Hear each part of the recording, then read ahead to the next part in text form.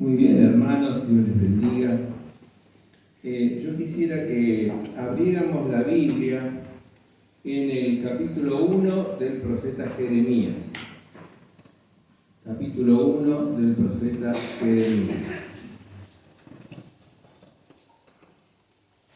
He titulado este mensaje como llamado. Y pienso en llamado de dos maneras. En primer lugar, el llamado a Jeremías, el llamado que Dios hace a Jeremías. Y en segundo lugar, el llamado que Dios, a través de Jeremías, nos hace a nosotros. Por eso puse un título muy cortito, llamado. Bueno, ustedes saben que hemos estado, o estamos viendo un panorama general del texto bíblico. La última vez que prediqué fue acerca de la división del reino, ¿no es cierto? Después vino la caída de Samaria en el 722 a.C., ¿no? Y había quedado el reino del sur, el reino de Jerusalén. Así como Acab había sido un rey muy malo, ¿no es cierto? En el sur tenemos un representante peor quizá llamado Manasés.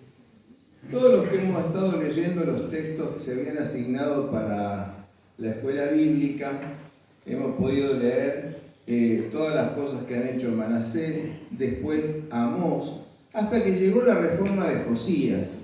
Una reforma muy importante en la historia de Israel, la reforma de Josías, ¿no es cierto?, en el reino del sur.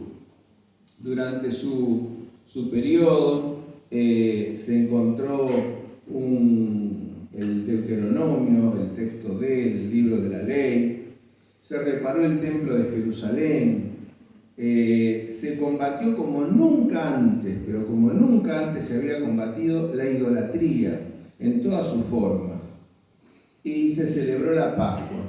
Finalmente, Josías murió en Megiddo, ¿no? Tratando de combatir a Necao, rey de Egipto. A este rey, o sea, a Josías, le sucedieron Joacás, Joacim y Joaquín. Allí el pueblo volvió a la idolatría. Estos fueron reyes malos que no hicieron la voluntad de Dios. Y entonces, durante el reinado de Joaquín, muchos poderosos reyes, príncipes, etcétera, fueron deportados a Babilonia. Nabucodonosor, el invasor babilónico, el rey de Babilonia, digamos que deportó a muchos durante este periodo de Joaquín y puso como rey a Sedequías. Este hizo lo malo delante de Jehová, dice el texto bíblico. Y finalmente, acercándonos al 586, 587, se produjo la caída de Jerusalén. A los 9 años del reinado de Sedequías se produjo la caída de Jerusalén. Y la deportación a Babilonia, la destrucción del templo, la destrucción de la ciudad santa, ¿no? Y en este contexto le tocó profetizar a Jeremías. Texto que vamos a leer ahora. Le toca profetizar a Jeremías. Época internacionalmente turbulenta, época internacionalmente muy compleja. Época similar a la nuestra por lo turbulenta.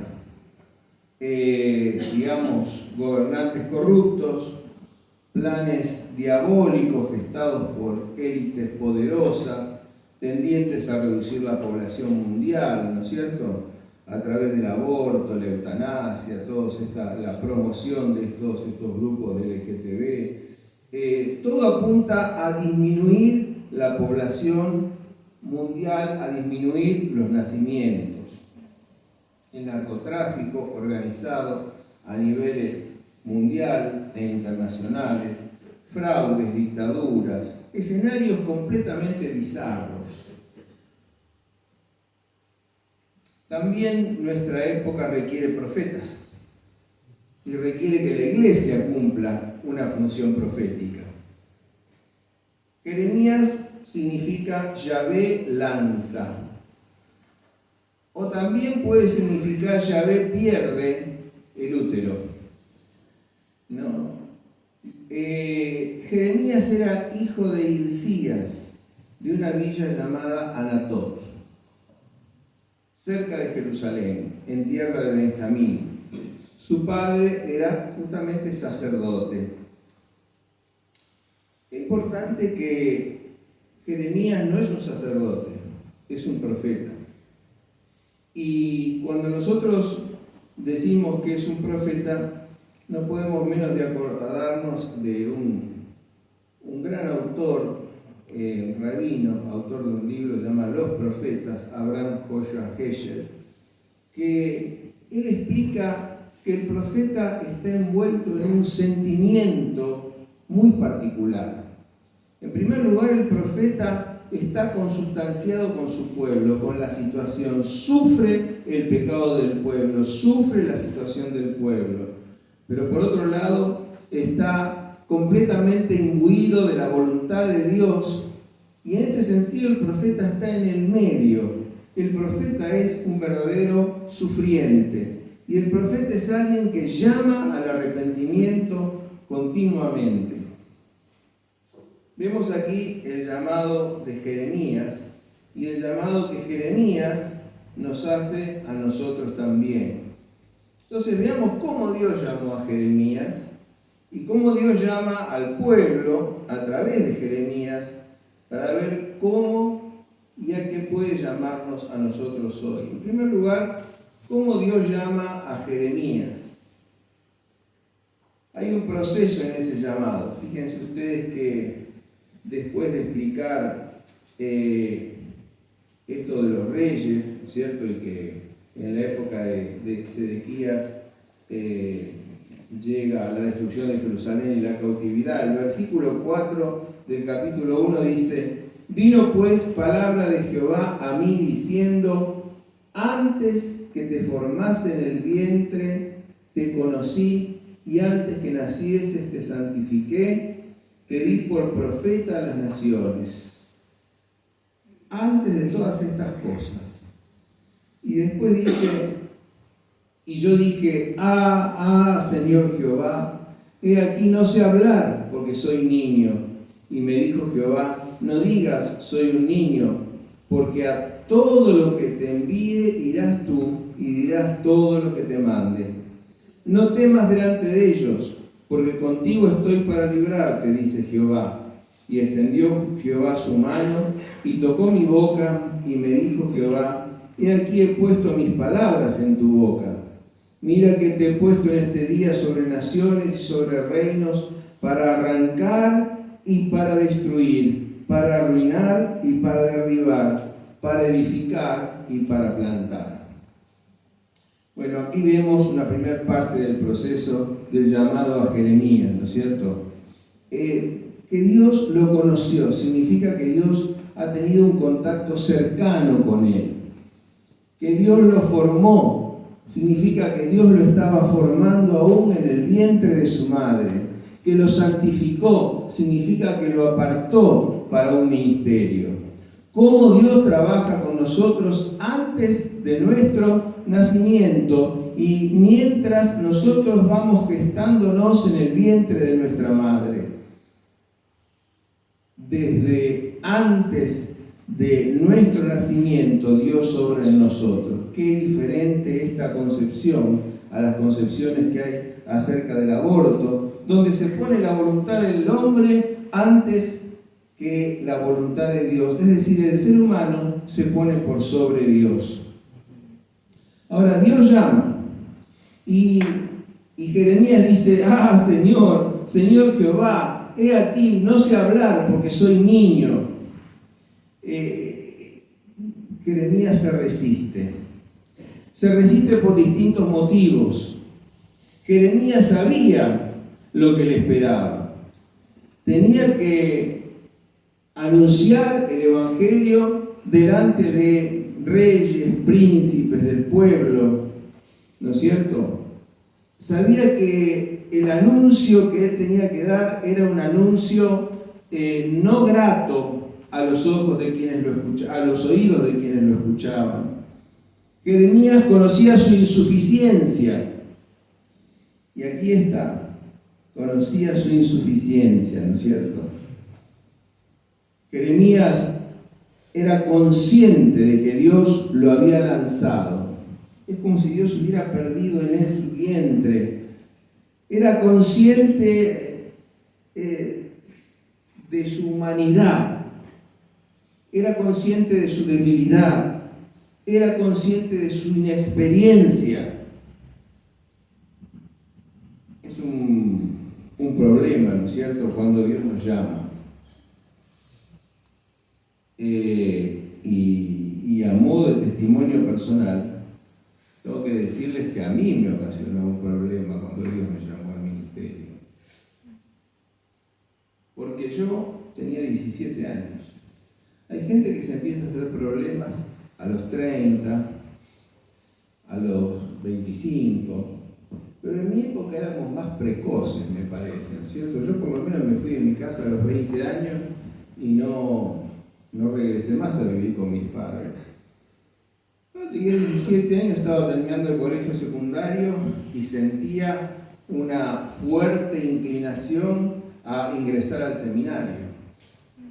Pero a la vez, yo había visto la experiencia de mi pastor, el pastor don Teodoro Pluís, una iglesia de prácticamente 500 miembros, y él no había podido ni siquiera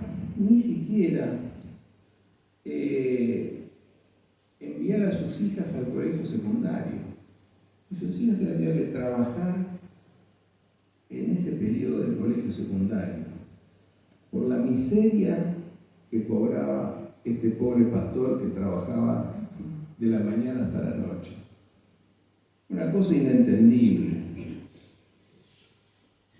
Y yo decía, la verdad que yo siento el llamado del Señor, yo siento el llamado a predicar el Evangelio, yo siento el llamado de cuidar a las almas, pero a la vez, yo no quiero que mis hijos padezcan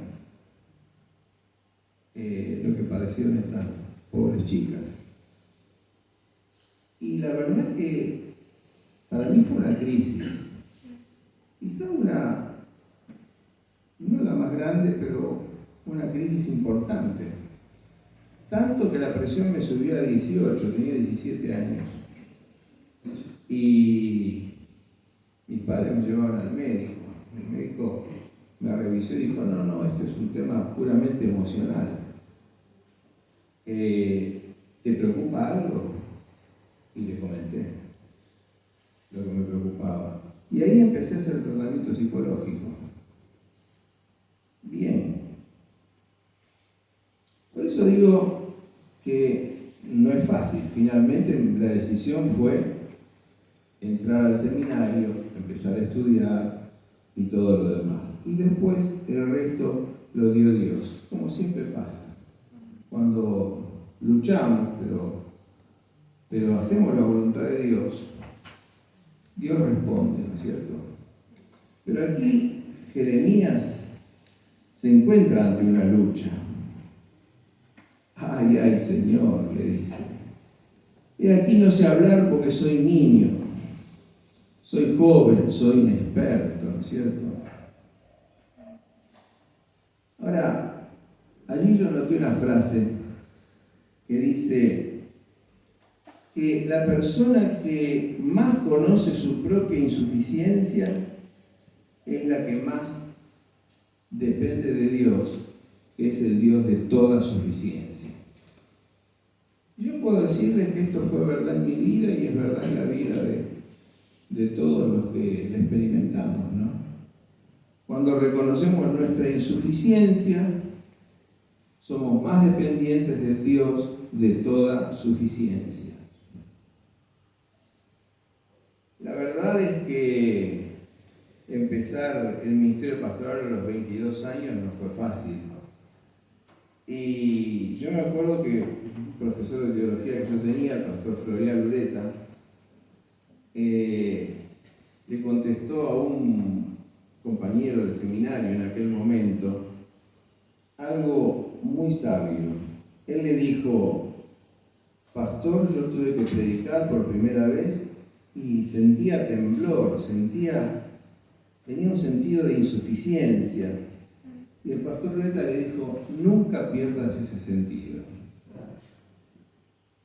Porque cuando vos conserves ese sentido, la suficiencia de Dios va a ser fuerte en tu vida.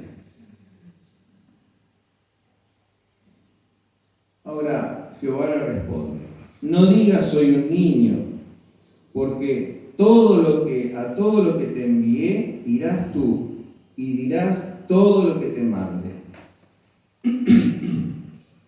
Miren ustedes, y dirás todo lo que te mande. El llamado de Dios está bajo la autoridad de Dios. Está bajo la autoridad de Dios.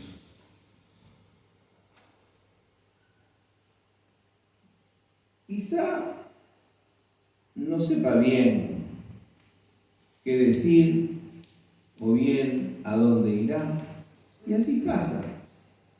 Cuando nosotros comenzamos un ministerio, por ahí no sabemos bien a dónde estamos yendo, qué vamos a decir, qué vamos a hacer, pero Dios nos va a guiar, porque estamos bajo autoridad. Ahí hay unas palabras que puse que me parece que son interesantes. Tu ministerio necesita la fuerte convicción de que es ejercido bajo la presencia, bajo la autoridad y bajo el respaldo de Dios. Tu ministerio, el ministerio de cada creyente, el ministerio de cada uno de nosotros, porque cada uno de nosotros es un sacerdote, ¿no es cierto? Necesita la fuerte convicción de que es ejercido bajo la presencia de Dios, bajo la autoridad de Dios y bajo el respaldo de Dios. ¿Sí? Ahora, fíjense ustedes qué interesante. Tanto fue y tan fuerte fue el llamado de Dios a Jeremías a una tarea bastante ingrata, si se quiere, que allí por el capítulo 20 de Jeremías encontramos una expresión interesante, ¿no es cierto? Dice: me sedujiste, oh Jehová, y fui seducido, más fuerte que yo fuiste y me venciste. Y dije, versículo 9, no me acordaré más de ti ni hablaré más en tu nombre. No obstante, había en mi corazón como un fuego ardiente metido en mis huesos. Traté de sufrirlo y no pude. El llamado de Dios es como un fuego metido en nuestros huesos. Tratamos de soportarlo, pero no podemos. Jeremías dijo, en un momento donde estaba realmente confundido, en un momento donde estaba extenuado, en un momento difícil de su vida: no hablaré más en tu nombre, me olvidaré de ti. Pero dice, había un fuego ardiente metido en mis huesos, sería el fuego del Espíritu Santo. Quise sufrirlo y no pude callar.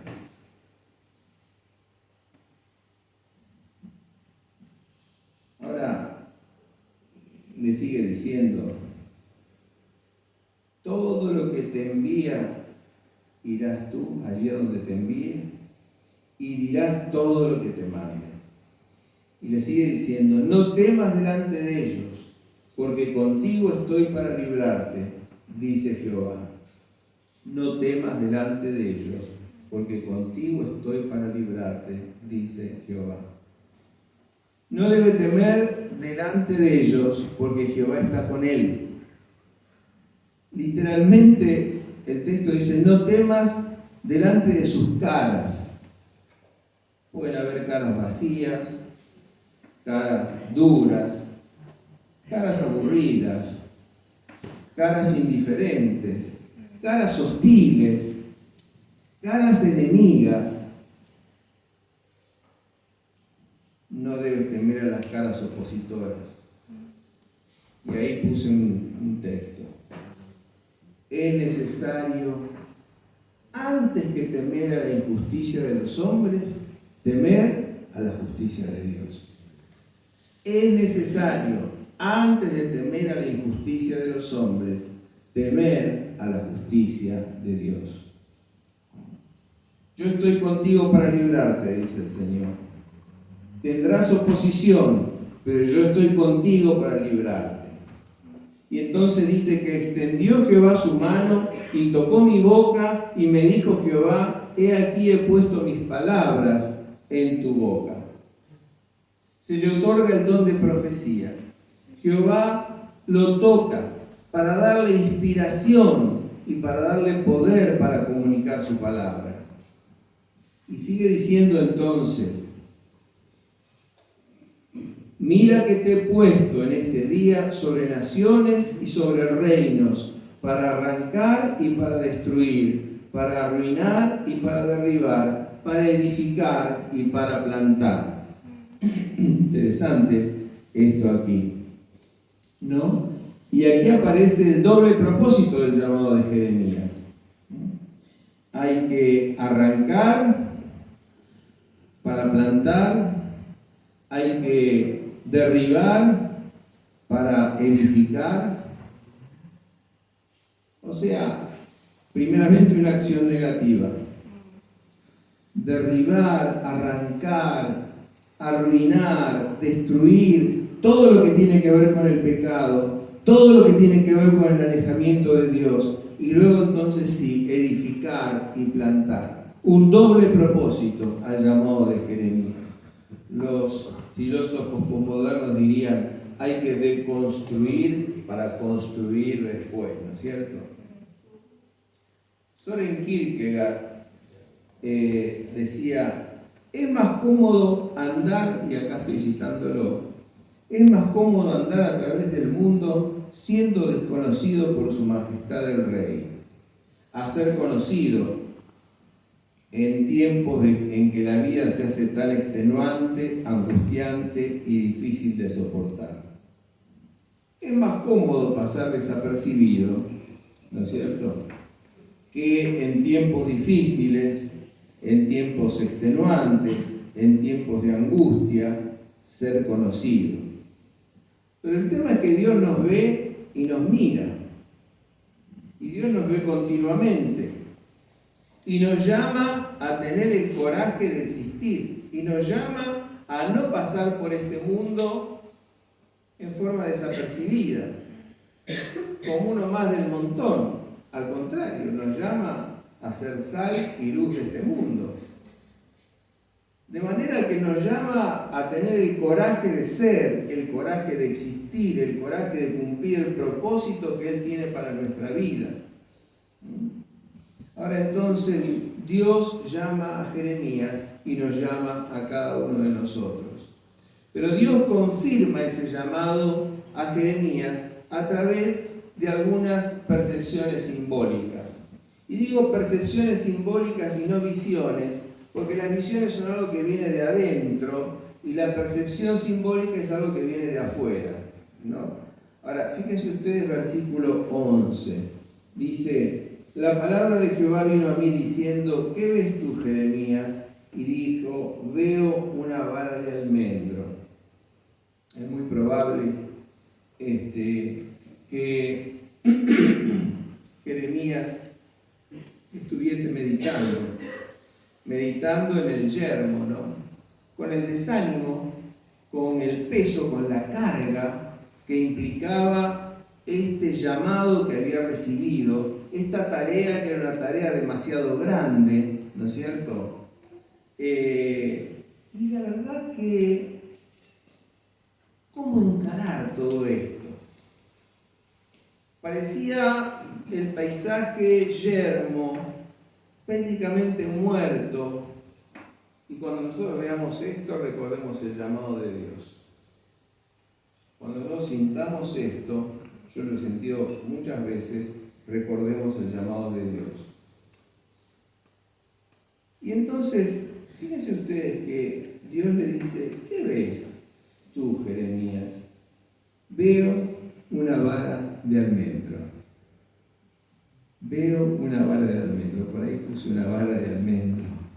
Una vara de almendro en plena floración. Probablemente ya en enero. Tiempo en donde no hay planta, ¿no es cierto? Ahora, esta pequeña vara de almendro era sumamente significativa y provocó alegría en el profeta. Vara de almendro es un juego de palabras, ahí jacket, ¿no es cierto? ¿Por qué? Porque yo apresuro mi palabra para ponerla por obra. Y aquí entonces la palabra es jacket. O sea, a ver, esta vara de almendro implica que Dios no está dormido.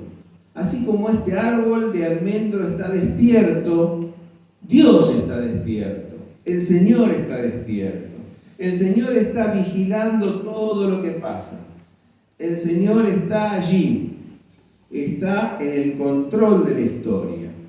Yo estoy despierto para ejecutar mi palabra, yo apresuro mi palabra. Dios hoy está despierto en el mundo para ejecutar su plan. Vemos que el mundo está envuelto en densas tinieblas. Hoy en día, si miramos la situación internacional, la verdad que decimos, qué desastre. Pero sepamos que Dios está despierto. Dios no abandonó su mundo. Dios está despierto. Y Dios apresura su obra. Dios apresura su obra. Inmediatamente pasamos entonces al versículo 13. Vino a mí palabra de Jehová por segunda vez diciendo, ¿qué ves tú? Y dije, veo una olla que hierve y su faz está hacia el norte. Y me dijo, porque aquí encontramos algo más, ¿no? Me dijo, del norte se soltará el mal sobre todos los moradores de la tierra, porque he aquí que yo convoco a todas las familias de los reinos del norte, dice Jehová, y vendrán y pondrán cada uno su campamento a la entrada de las puertas de Jerusalén y junto a todos los muros en derredor y contra todas las ciudades de Judá. A causa de toda su maldad proferiré mis juicios contra los que me dejaron. Incensaron a dioses extraños y la obra de sus manos adoraron. Hermanos, aquí tenemos algo interesante, una olla humeando. No sé si por ahí está la fotito, pero hay una olla humeando. Del norte vienen a atacar. Esto es lo que está mencionando el profeta. Según se feche este libro, hay algunas controversias. Podrían ser hordas de escitas, podrían ser neobabilónicos, ¿no? Pero lo interesante es que vienen del norte, e incluyen aún a las tribus del norte. Ahora, esta causa de caída es la maldad, son los juicios del Señor contra los que me dejaron, contra los que se fueron tras dioses extraños y adoraron la obra de sus manos. Ahora, fíjense ustedes que finalmente este llamado termina con un encargo y una fortaleza, una palabra de fortaleza y de aliento de parte de Dios. Tú pues ciñe tus lomos, levántate y háblales todo cuanto te mande. No temas delante de ellos, para que no te haga yo quebrantar delante de ellos.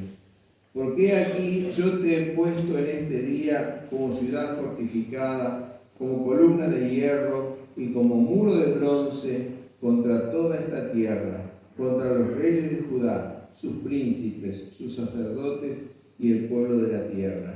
Y pelearán contra ti, pero no te vencerán, porque yo estoy contigo, dice Jehová, para librarte. Te he puesto como, por ahí hay también una fotito, ¿no? Unas palabras. Te he puesto como ciudad fortificada, columna de hierro, muro de bronce. ¡Qué maravilla! Dios nos ha puesto de esa manera. Contra toda esta tierra, contra los reyes, contra los sacerdotes, contra todos los que han abandonado al Señor. Y hay una promesa: pelearán contra ti, pero no te vencerán. Nosotros, cada uno de ustedes, yo y cada uno de ustedes, somos esto. Somos ciudad fortificada, somos columna de hierro y muro de bronce en la iglesia de Jesucristo. ¿Amén? Gloria a Dios. Nunca nos olvidemos de esto. Nunca nos olvidemos de esto. Ahora entonces aquí tenemos el llamado que Dios le hace a Jeremías y también el llamado que Dios nos hace a nosotros. Pero ahora vamos a ver cómo Jeremías llama al pueblo. Vamos a ver el llamado de otra manera, cómo él llama al pueblo. Y en este sentido, quisiera que buscáramos allí en el capítulo 2 mismo del profeta Jeremías, que también lo teníamos como lectura, y en el capítulo 2 y en el versículo 13. Dice: porque dos males ha hecho mi pueblo.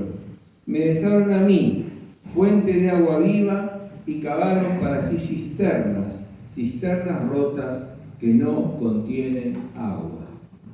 Dos males ha hecho mi pueblo. Esto le dice Jeremías al pueblo. Dos males.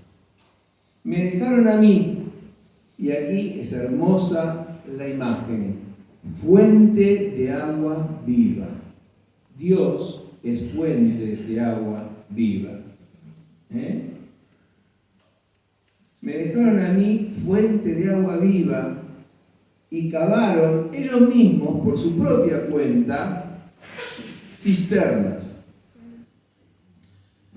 Ustedes saben que las cisternas que podían ser puestas en distintos lugares, pero el agua en las cisternas termina calentándose. El agua en las cisternas termina contaminándose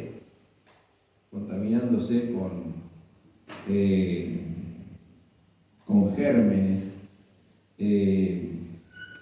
La cisterna se fisura, la cisterna se rompe. Y aquello que en un principio pareció una buena idea, cuando la persona quizás necesita ir a tomar el agua de la cisterna, se encuentra con que no tiene nada, con que la cisterna está vacía. Ahora, ¿qué necedad cometió el pueblo? Dejaron al Señor, que es fuente de agua viva, para cavarse para sí cisternas rotas que no contienen agua.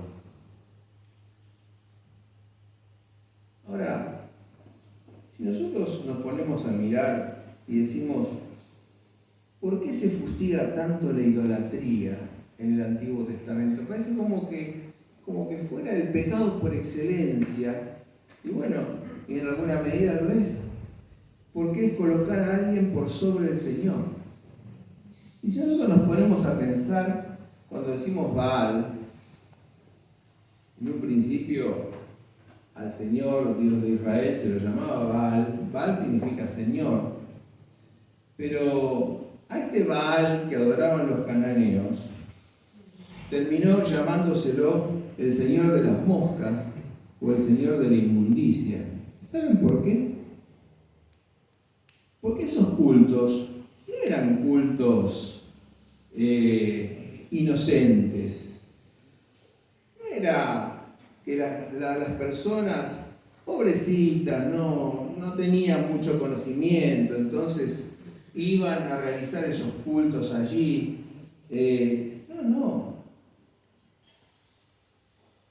Iban a realizar el culto a Baal y defecaban en la boca de Baal.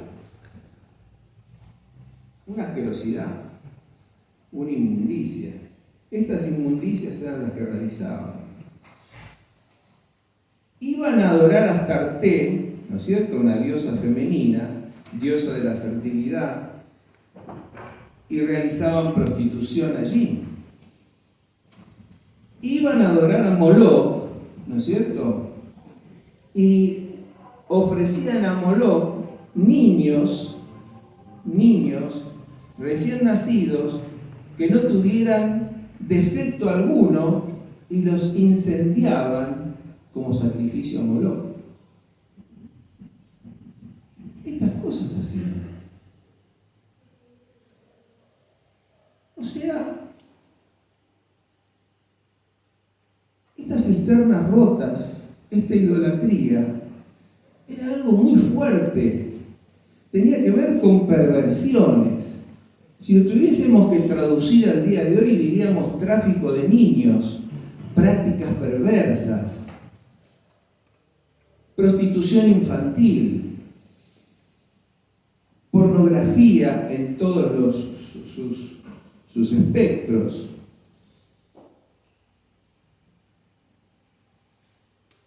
Cavaron cisternas rotas que no contienen agua.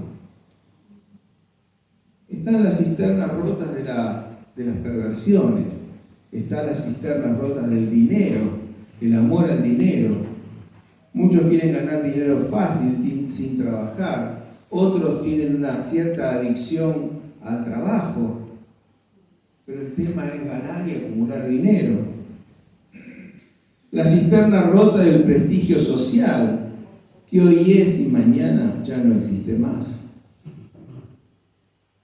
La cisterna rota del amor al poder. La búsqueda del poder es ausencia de deseo. De la competitividad, del poder político por el poder mismo.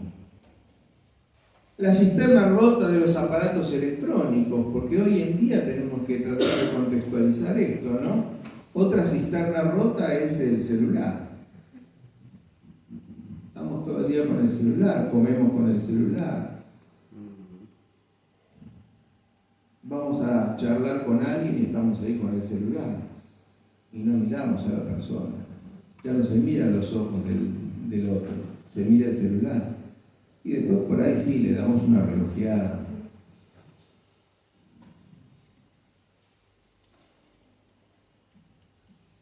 Y podríamos hablar de tantas cisternas rotas. Las cisternas rotas del fútbol. Yo no tengo nada contra el fútbol, como me encanta. Pero digo, cuando lo ponemos delante del Señor, ¿no? No voy a la iglesia porque juega fulanito o menganito. La cisterna de una religión formal.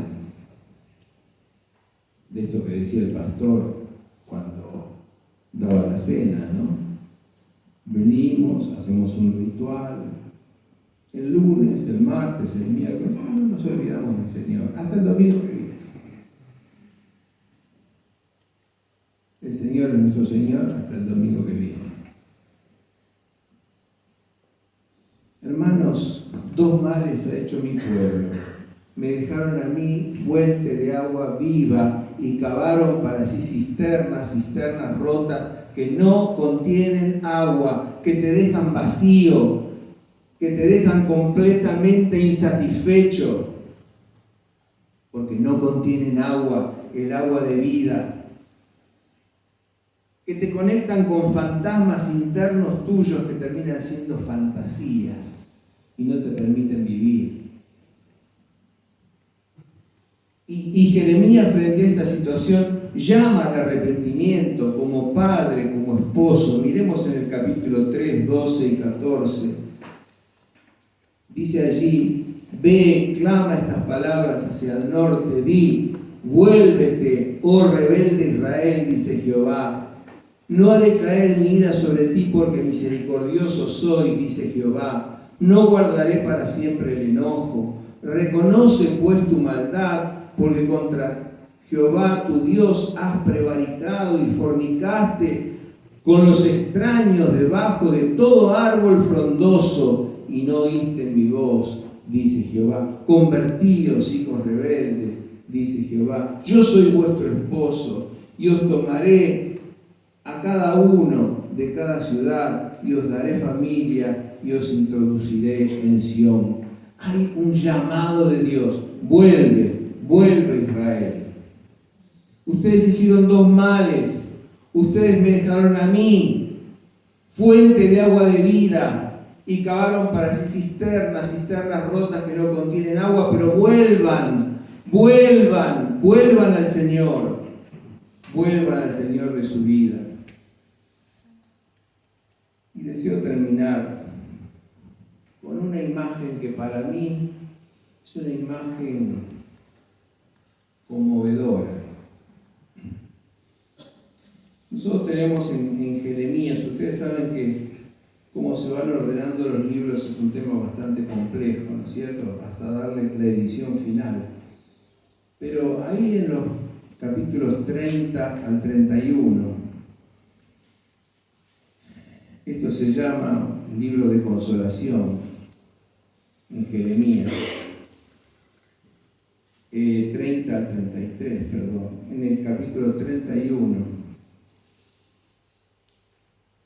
Hay una palabra que es muy linda.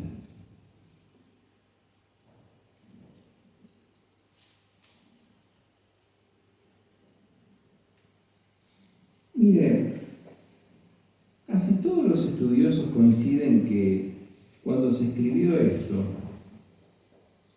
ya Jerusalén había sido asolada, el templo destruido. Y usando lo que nuestro pastor llama una imaginación disciplinada, ¿no es cierto? Yo quisiera imaginarme a Jeremías aquí, porque todos coinciden, los estudiosos del texto, que estas palabras fueron dichas tras la caída de Jerusalén, tras la ruina del templo. Y en medio de esas ruinas, yo me imagino a Jeremías diciendo lo siguiente: he aquí que vienen días, dice Jehová, en los cuales haré nuevo pacto con la casa de Israel y con la casa de Judá. No como el pacto que hice con sus padres el día que tomé su mano para sacarlos de la tierra de Egipto, porque ellos invalidaron mi pacto, aunque fui yo un marido para ellos, dice Jehová. Pero este es el pacto que haré con la casa de Israel después de aquellos días, dice Jehová. Daré mi ley en su mente y la escribiré en su corazón, y yo seré a ellos por Dios, y ellos me serán por pueblo, y no enseñará más ninguno a su prójimo ni ninguno a su hermano diciendo: conoce a Jehová, porque todos me conocerán, desde el más pequeño de ellos hasta el más grande, dice Jehová, porque perdonaré la maldad de ellos y no me acordaré más de su pecado. Una palabra maravillosa. Jeremías, en medio de la ruina, anuncia un nuevo pacto. Un nuevo pacto que tiene una dimensión futura, escatológica. Un nuevo pacto que implica una promesa de Dios. Un nuevo pacto que habla de una renovación. Jeremías está hablando de la obra del Espíritu Santo. De ese Espíritu que pone la ley en el corazón de las personas y no en tablas de piedra. De ese Espíritu que escribe la voluntad de Dios en cada corazón, en nuestros sentimientos, en nuestra voluntad, en nuestros afectos. Ahora, ¿por qué? Porque cada uno lo conocerá. Conocer al Señor. conocerlo de manera personal, conocerlo por experiencia personal. Pero decimos, ¿por qué? Otra vez, ¿por qué? Porque Él perdonará sus pecados. Porque Él perdonará sus pecados. En medio de la destrucción y en medio de la ruina, se anuncia un nuevo pacto de Dios. Un corazón nuevo. Dios quiere darte y Dios quiere darnos un corazón nuevo. Concluyo este mensaje diciendo que si has cavado cisternas rotas, si esas cisternas rotas ya te has dado cuenta que no te satisfacen, vuelve a Cristo, que es la fuente de agua viva. El Señor Jesucristo es la fuente de agua de vida. Vuelve a Cristo, que es el único que puede darte un corazón nuevo y que por el Espíritu Santo te hará conocer a Dios y perdonará tus pecados escribiendo su voluntad en tu corazón. Vuelve a Cristo. Vuelve a Cristo. Recibe a Cristo como Señor y Salvador de tu vida. No solamente como Señor, no solamente como Salvador, como Señor y Salvador de tu vida. Como Salvador que perdona tus pecados, que rescata del hoyo tu vida, que te da una vida nueva, y como Señor que empieza a ser el dueño de tu corazón. Y el Espíritu Santo escribirá en ti la voluntad de Dios para que camines rectamente. ¿Habrá en esta mañana alguien que quiera recibir a Cristo como su Señor y Salvador? ¿Habrá alguien en esta mañana que querrá decirle al Señor Jesucristo, Señor, yo te recibo, yo quiero seguirte? Y quiera levantar su mano para que llore por usted. ¿Habrá alguien que quiera decirle sí al Señor Jesús en esta mañana? Te recibo, te reconozco como mi Señor y mi Salvador. Te reconozco como el que ha cargado en la cruz con mis pecados y que ha resucitado para rehabilitarme a una vida nueva y darme vida eterna. ¿Habrá alguien que quiera hacerlo? Levante por favor su mano. Yo quiero orar por usted. Dios te bendiga, querida. Gloria a Dios. ¿Habrá alguien más? Dios te bendiga, querida. Dios te bendiga, hermano. Gloria al Señor. Gloria a Dios. Gloria a Dios. ¿Alguien más que en esta mañana quiera decirle sí a Cristo? Sí. Te sigo con todo mi corazón. Me arrepiento de mis pecados. Quiero vivir en la línea de tu voluntad. ¿Alguien más que quiera decirle esto? Señor, Dios te bendiga, querida. Gloria damos al Señor. Gloria damos al Señor. Oramos a nuestro Dios, agradeciendo. Señor y Dios, gracias te damos.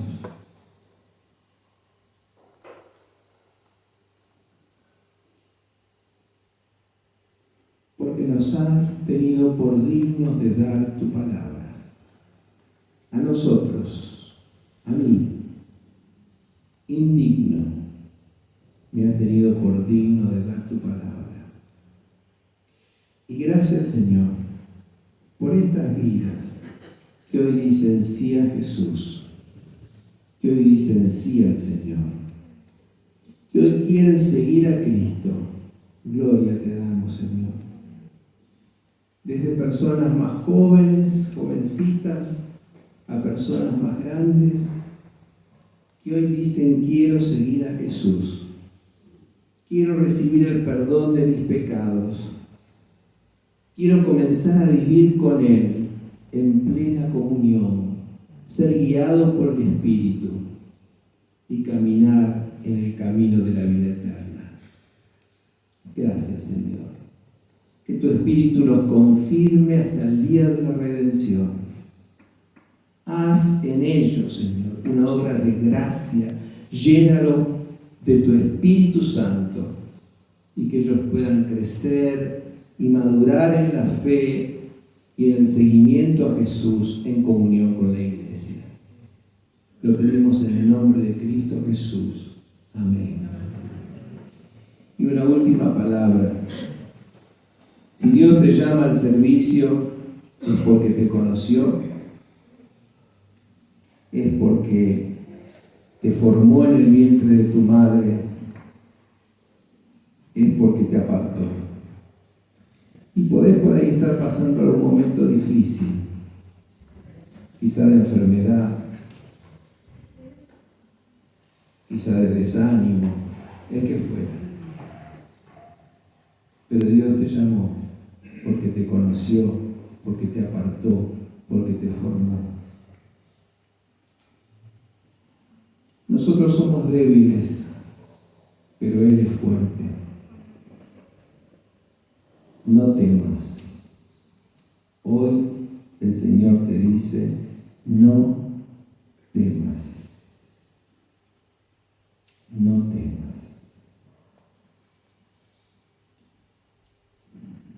Dios te llama a arrancar junto con Él todo lo que no sirve y a plantar junto con Él semilla de vida eterna. Dios te bendiga. Dios bendiga a cada hermano de esta iglesia. Columna de hierro, muro de bronce en la casa de Dios. Amén.